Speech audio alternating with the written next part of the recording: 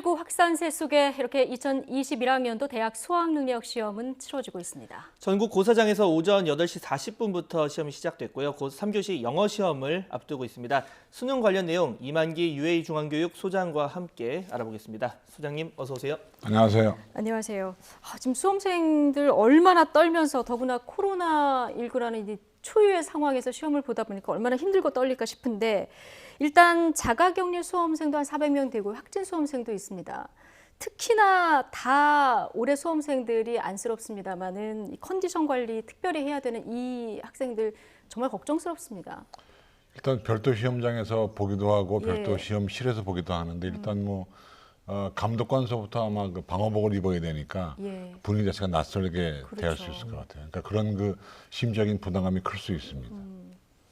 또 뭐 점심도 사실 병원식으로 먹고 이러다 보니까 학생들 뭐 컨디션 관리 걱정이 되는데 지금 감염 우려 때문에 아예 이번 수능 뭐 보지 않겠다. 수능이 없어도 되는 학생들이겠죠. 그래서 이제 이런 학생들도 있는데 예전에 보통 보면 결실이 한 10%대였는데 더 올라갈 수도 있다는 관측이 나오고 있습니다. 이렇게 되면 상대평가니까 이런 등급 경쟁에 좀 영향을 주는 거 아닙니까?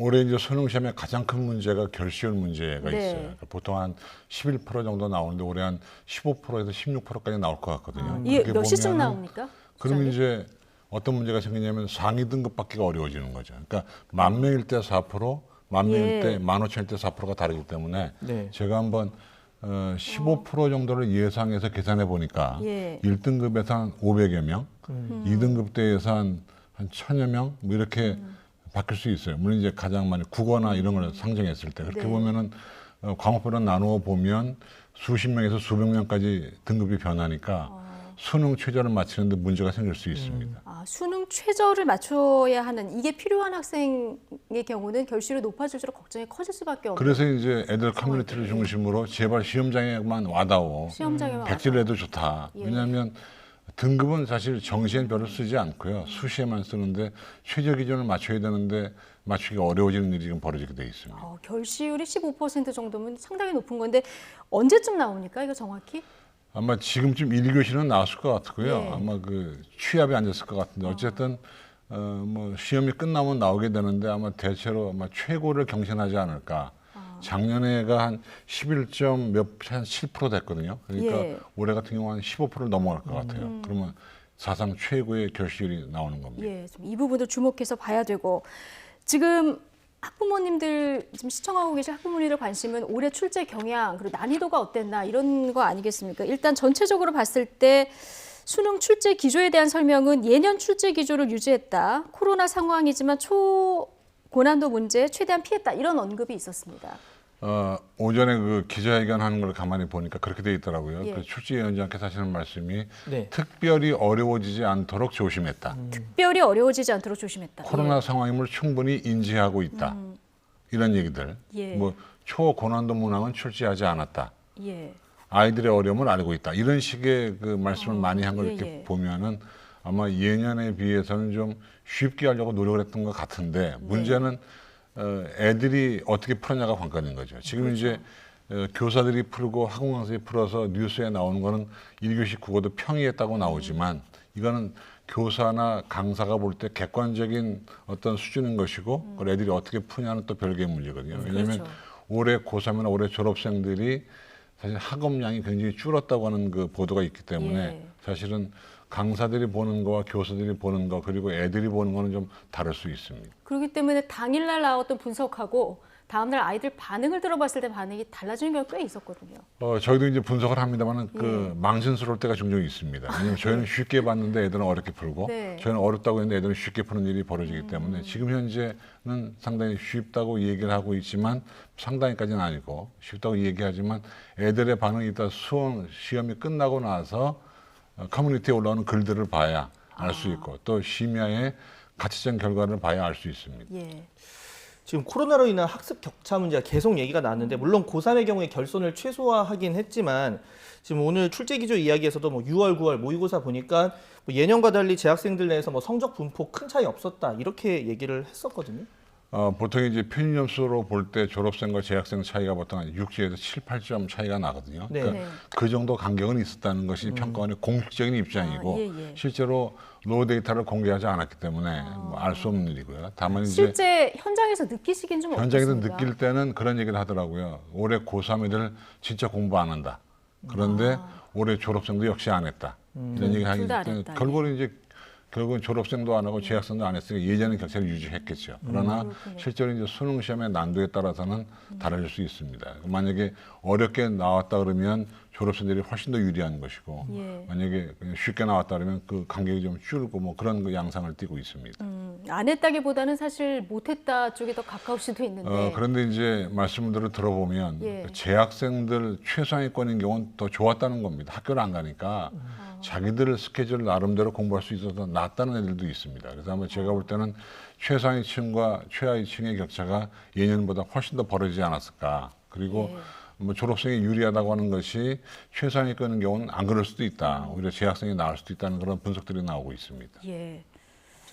지금 보면 하나 더 여쭤볼 게 상위권 이제 아까 좀 최대한 어렵게 내지 않도록 노력을 했다 이런 얘기를 하면 이 상위권 변별력 문제. 그러니까 예전에 보면 왜 수능에서 뭐 66명 만점자 나오고 뭐 이런 경우도 있었는데 이번에 그 정도는 아니겠지만 이런 변별력 차원 부분에서는 우려할 부분이 없을까요? 그렇죠. 만약에 이제 실제로 지금 강사들이 문제를 푼 것처럼 쉽게 나왔다고 하면 고득점자가 많이 양산될 거예요. 네. 양산되면 이제 변별력 문제가 생기게 되고 또 최상위권 치열하다는 언론 보도가 나오겠죠.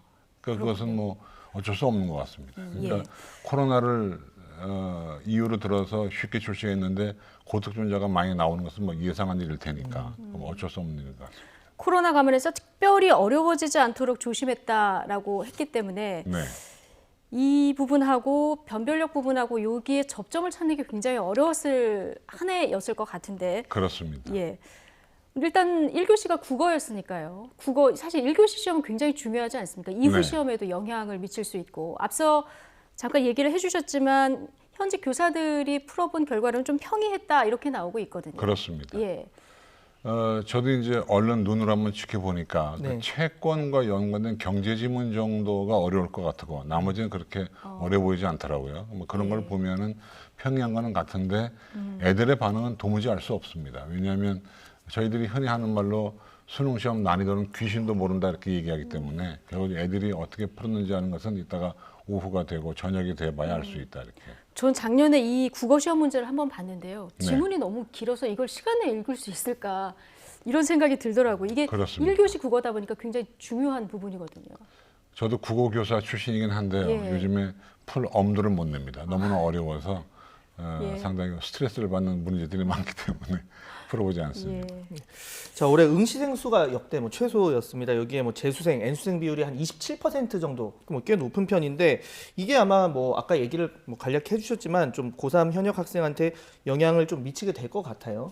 근데 졸업생 비율은 높은데요. 실제 객관적인 숫자는 한 9천여 명 줄었습니다. 그런데 이제 결국 대학 입시라고 하는 것은 석차로 가는 거기 때문에 네. 졸업생 비율이 늘었다는 것에 그렇게 크게 신경 쓸 건 아니라고 봐요. 왜냐하면 절대수가 줄었으니까 뭐 거기에 위안을 삼는 게 나을 것 같습니다.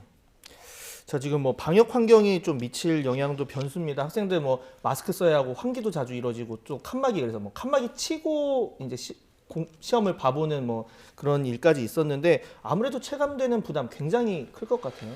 그렇게들 얘기를 많이 하시는데요. 제가 네. 볼 때는 수험생들이기 때문에 아마 5분 정도 지나면 적응이 될 겁니다. 왜냐하면 문제 푸는데 몰입하다 보면 칸막이가 있는지 없는지 예. 마스크를 썼는지 안 썼는지도 모를 거예요. 그걸 알면서 시험 봤다 그러면 시험을 잘 보기 쉽지 않았을 것 같고요. 아마 제가 볼 때 그냥 평상시처럼 보지 않았을까 하는 생각을 가지고 있습니다. 예.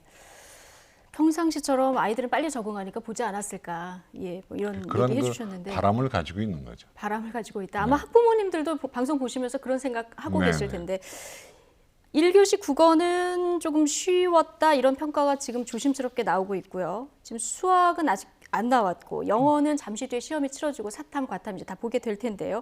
전체적으로 보면 난이도가 조금 이제 쉬워질까요? 그동안 아니면 어떻게 보면은 예상? 그 평가원의 입장은 예년 수준으로 내겠다는 입장이었고 예. 네.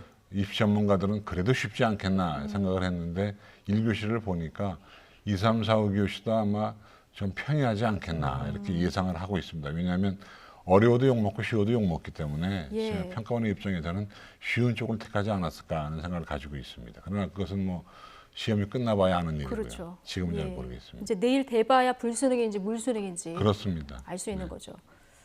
자, 이제 뭐 시험이 끝나게 되면 또 뭐 학생들 후련하겠지만 아직 남아 있는 게 많습니다. 뭐 논술, 면접도 고민인데 이번에 뭐 코로나 수능 또 코로나 대입이다 보니까 이런 과정에서 좀 방역 그리고 학습 차원에서 좀 수험생들 신경 써야 될 게 굉장히 많을 것 같아요.